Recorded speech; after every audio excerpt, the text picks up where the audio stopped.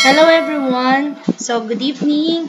So, para po sa mga nagre-request ng kung paano mag-e-eliminate ng unwanted rows and unwanted columns sa pagkuha ng data natin.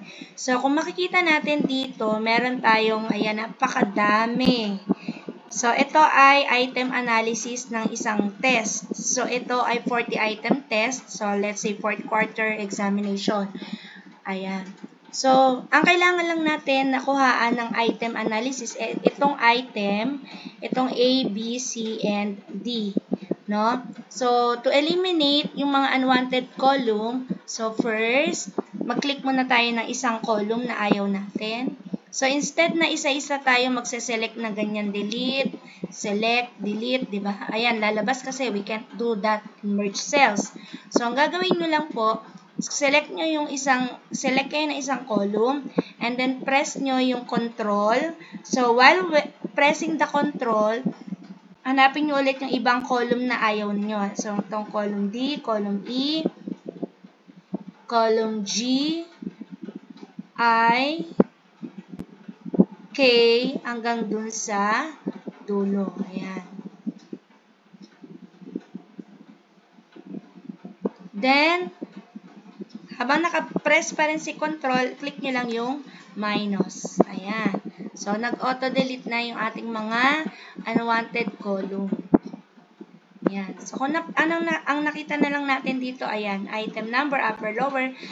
Pero, gusto natin tanggalin itong mga upper, lower, middle, ayan. So, to eliminate ang middle, total, discrimination, hindi natin na yan kailangan. So, etong item na to, yung item number 121, ibig sabihin, ito yung number 1 ng ating test. 1, 2, hanggang 40. Yan po yung ating number, no? Item test. So, understood na itong unang item na to ay yan po ang ating number 1. Now, gusto lang natin kunin si upper and lower. So, para mas madali at makopy-paste natin siya dun sa ating item analysis, so mag-e-eliminate tayo ng rows. Kanina, ang in-eliminate natin ay column. So, ganito lang yung gagawin nyo. So, press nyo lang to. Mag-press lang kayo ng isang cell dito, which is the item. And then, click nyo lang yung control A. Control A. Ayan. So, nakita nyo na highlight na yung ating mga data. And then, press nyo lang Control T. So, ang lalabas dyan sa Control T is Create Table. Ayan. Lalabas si Control. Nung preneso si Control T, ang lalabas ay Create Table. So, click nyo lang yung OK. So, once na na-click nyo, ayan na yung lalabas. Meron na tayong mga arrow dito, di ba?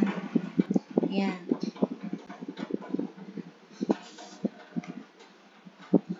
Then, mas maganda kasi i-control T natin para mas madali nating ma-eliminate yung mga unwanted rows na hindi na natin kailangan. So, click nyo lang tong item. Ayan, lalabas to. Ayan. Uncheck lang natin yung select all. So, uncheck.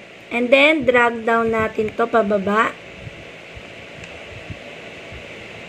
Then, since ang kailangan lang natin ay lower and upper, click natin yan. And then, you click OK. Ayan na siya. So, ibig sabihin, yung unang-una, ito po yung number 1 natin na upper and lower. So, hanggang 40 items na yan or 50 items.